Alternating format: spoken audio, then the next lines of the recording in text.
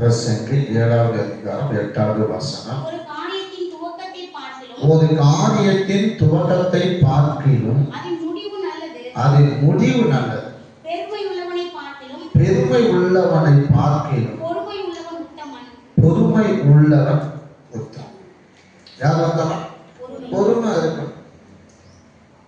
பெருமை உள்ளவனை பார்க்கணும் அப்படின்னு. அப்ப நம்ம பெருமையான காரியங்களை எப்பொழுதுமே நம்ம பேசிவிடக்கூடாது, கொண்டு வர. நம்ம பேசுகிற வார்த்தைகள், சொற்கள் எல்லாம் எப்படி இருக்குன்னா மிகவும் சுருக்கமாக இருக்கணும், நேர்த்தியாக இருக்க வேண்டும். அவைகளை கேட்கும் பொழுது நமக்கு பிரயோஜனம் உள்ளவர்களாக காணப்பட வேண்டும். நம்ம போய் எடுத்தோடனே லபலபலன்னு என்ன செய்யக்கூடாது, அள்ளி கொட்டிடக்கூடாது, அள்ளி வீசிடக்கூடாது. பெருமையா நம்ம என்ன செய்யக்கூடாது, பேசிவிடக்கூடாது. அப்போ பெருமை உள்ளவனுக்கு ஆண்டு என்ன செய்யறாங்க, எடுத்து நிற்பான்.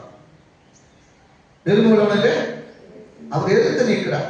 யாக்கோபு 4வது அதிகாரத்துல 6வது வசனத்தை வாசிக்கிட்ட போய் சொல்றாரு, அவர் அதிகமான கிருபையை அளிக்கிறாரு. ஆகையால் தேவன் பெருமை உள்ளவர்களுக்கு எதிர்த்து நிற்கிறார், தாழ்மை உள்ளவர்களுக்கும் கிருபை என்ன செய்கிறார், அளிக்கிறார். அப்ப யாருக்கு கிருபை? தாழ்மை உள்ளவர்களுக்கு கிருபை. பெருமை உள்ளவர்களுக்கு என்ன செய்யறாரு ஆண்டவர், அவர் எதிர்த்து நிற்கிறவர். அதே நீங்க 1 பேர் 5வது அதிகாரத்துல நீங்க 5வது வசனத்தை வாசிக்கும் பொழுது, அப்படியே இளைஞர் மூப்பருக்கு கீழ்ப்படியுங்க, நீங்க எல்லோரும் ஒருவருக்கு ஒரு என்ன செய்ய சொல்றாரு, கீழ்ப்படிந்து மனத்தாழ்மையை அணிந்து கொள்ளுங்க. அப்ப பெருமை உள்ளவருக்கு தேவன் எதிர்த்து நிற்கிறார். அப்ப எதை அணிஞ்சு கொள்ள சொல்றாருன்னா, கீழ்ப்படிந்து மூப்பருக்கு. மூப்பர் என்ன, பாஸ்டர் தான். மூப்பர்னா சபையில இருக்கிற முன்னாடியே வந்தவங்க, அவங்க எல்லாம் சபையில அடங்கி ஒடுங்கி அப்படியே, அது 2வது பட்சம் மூப்பர். அவங்கெல்லாம் அப்போ வந்து பாஸ்டர் அப்படின்ற ஒரு ரேஞ்ச் கொண்டு வரல. சபையெல்லாம் எல்லாம் வீட்டுல தான் சபை நடந்தது. அப்ப அங்க என்னன்னா வீடுகள் தோறும் அவர்கள் அப்பம் விட்டார், வீடுகள் தோறும் சபை நடந்தது. அப்ப அங்க யாரு பிரசித்தி பெற்று நல்லா தேவனுக்கு பயந்து அவங்க நீதியாய் உண்மையாய் ஒரே மனைவி உடையவராய் புல்லாசி இருக்கிறவர்களாய் இருக்கிறார்களோ அப்படிப்பட்டவர்களை மூப்பர்களாய் ஏற்படுத்துவார். அவங்கதான் பாஸ்டர். நாட்களில்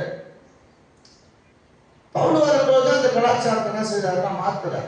அவங்க மூப்பர்களை ஏற்படுத்த வந்தார்.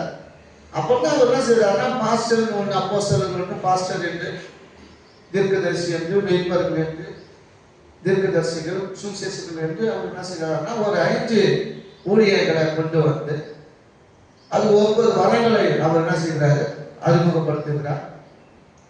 அப்படி அவர் அறிமுகப்படுத்தி தான் என்ன செய்யறாருன்னா மாஸ்டர்ஸ் இன்னைக்கு போதகர் என்று மெய்ப்பன் என்றார். மெய்ப்பன் வேலைன்னா சபையில மேய்க்கணும். அவங்க போய் என்ன செய்யக்கூடாது, நான் சுவிசேஷத்துக்கு போய் சுவிசேஷத்தை பல இடங்களில் போய் சுத்தக்கூடாது, தீர்க்கதரிசிகள் என்ன செய்யக்கூடாது, பல இடங்கள்ல சுத்தக்கூடாது. மெய்ப்பனுடைய வேலை என்னன்னா, அவங்க தீர்க்கதரிசியாக இருக்கலாம், சுவிசேஷம் அது சபையில அவங்க செயல்படுத்தணும். அந்த வாரங்களை அல்லேலூயா.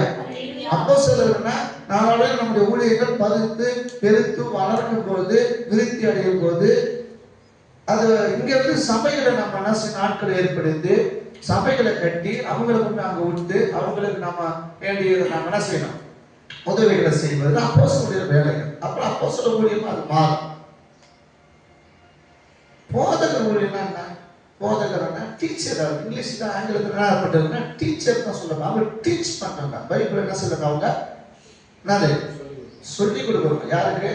அதான் இன்னைக்கு பைபிள் டீச்சர்னு சொல்றது. அவங்க என்ன செய்யறாங்க, போதகர் போதகர் அவங்க தான் பாஸ்டர் பேசுற அப்படின்னு போயிட்டாங்க. இப்ப நாங்களாம் மெய்ப்பர் தான் போடணும். அப்படியே நம்ம ஆங்கிலத்தில் போடணும், மாஸ்டர் தான் போடணும். மாஸ்டர் ஆங்கிலத்தில் போட என்ன செய்யணும், மாஸ்டர் தான் போடணும். தமிழ்ல மெய்ப்பர் தான் போட்டுக்கணும், மாஸ்டர் போடக்கூடாது. அப்படிப்பட்டதான் தேவன் என்ன செய்யறாங்க, மூப்பருக்கு. அப்போ மூப்பருக்கு என்ன செய்யக்கூடாது, அந்தபடியே மூப்பருக்கு நீங்க என்ன செய்யுங்க, கீழ்ப்படிங்க. நீங்க எல்லோரும் ஒருவருக்கு ஒருவர் கீழ்ப்படிந்து. அப்ப மனத்தாழ்மை, தேவனுடைய பிள்ளைகளுக்கு மனத்தாழ்மையை அணிந்து கொள்ளணும்.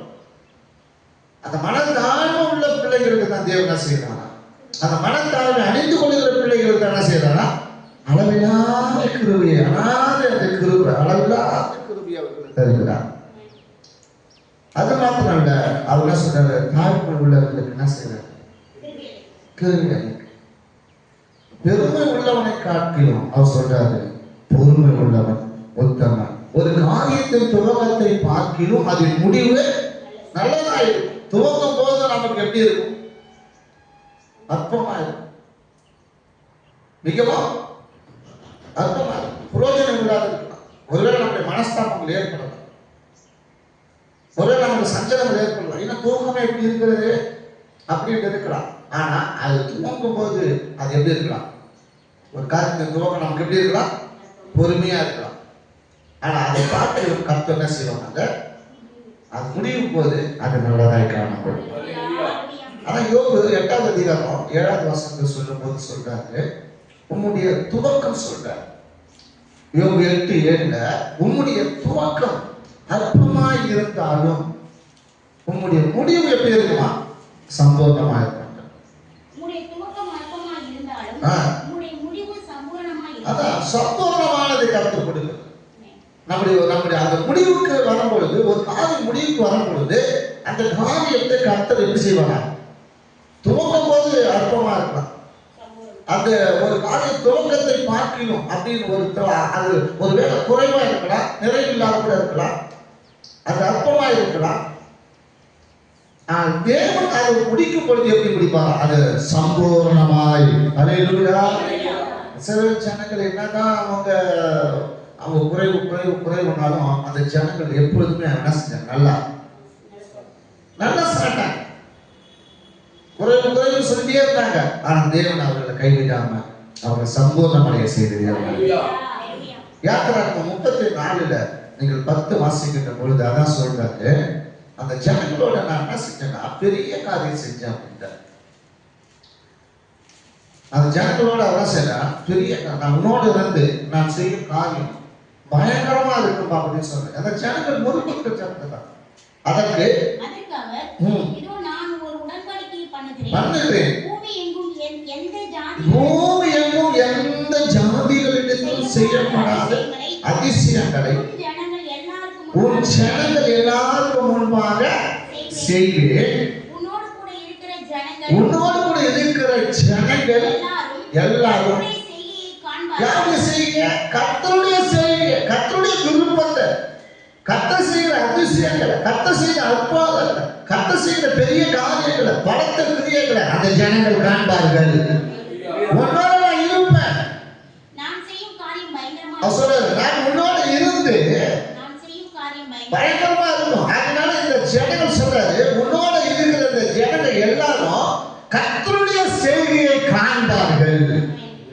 நான் செய்கிற செய்கைகள் என்னது காண்பார்கள். என் விருப்பம் என்னவோ அதை நான் நிச்சயமா அந்த ஜனங்களுக்கு என்ன செய்வேன்.